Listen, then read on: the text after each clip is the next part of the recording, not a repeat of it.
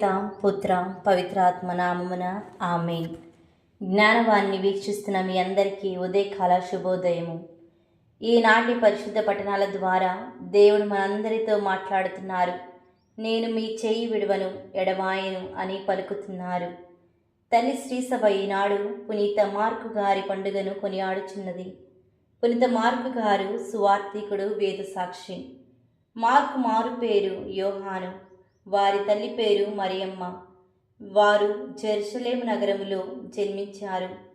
Mark అనగా మానవత్వము అని అర్థము. పునీత మార్కు యొక్క చిహ్నము రెక్కలు గల సింహము. పునీత మార్కు గారు రాసిన సువార్త ఎప్పుడు కూడా గర్జించే సింహముల భయాన్ని, ఆందోళనను ప్రజల్లో కల్పిస్తుంది. ప్రజల హృదయాల్లో మార్పును తేవడానికి దోహదం చేస్తుంది. పునీత మార్కు గారు తమ సువార్త ద్వారా దైవ సేవకులమైన మనందరికీ దేవుని ఆహ్వానాన్ని అందిస్తున్నారు.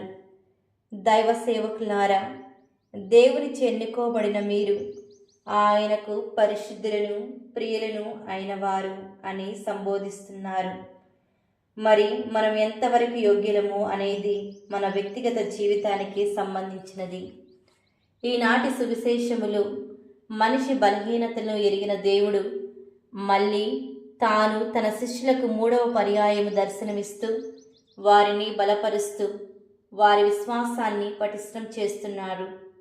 తమ నాయకుడిగా గత 3 సంవత్సరాలుగా పరిచర్యలు ఆయనకు భాగం పంచుకున్న వారు ఆయన ఆకస్మిక మరణం తరువాత దిక్కుతోచని స్థితిలో వారు ఎక్కడి నుండి వచ్చి ఉండిరో అక్కడికే తిరిగి వెళ్ళిపోయారు.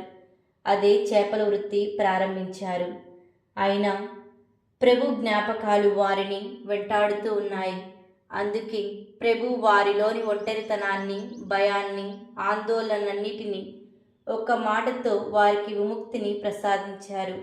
అదే మీకు శాంతి కలుగునిగాక.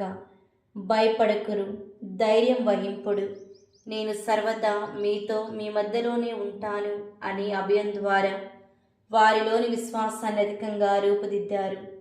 మన వ్యక్తిగత జీవితాలలో కూడా మనకు ఎదురయ్యే పరిస్థితులు మనల్ని చిన్న భిన్నం చేస్తున్నప్పుడు నిజంగా దేవుడు నన్ను విస్మరిస్తున్నారా, విడిచిపెట్టారా అనే సందిగ్ధములో ఉండి ఉంటాము.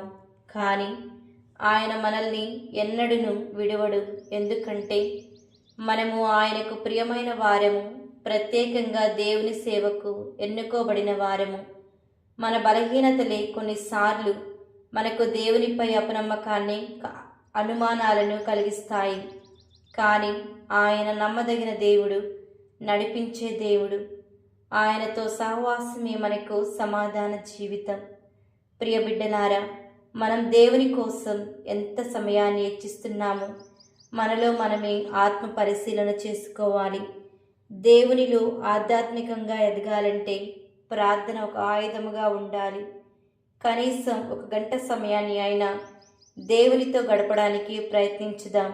ఉత్థాన ప్రభు ఆశీస్సులు హేరాళంగా పొందుకుందాం. ఆమేన్. పిత పుత్ర పవిత్రాత్మ నామమున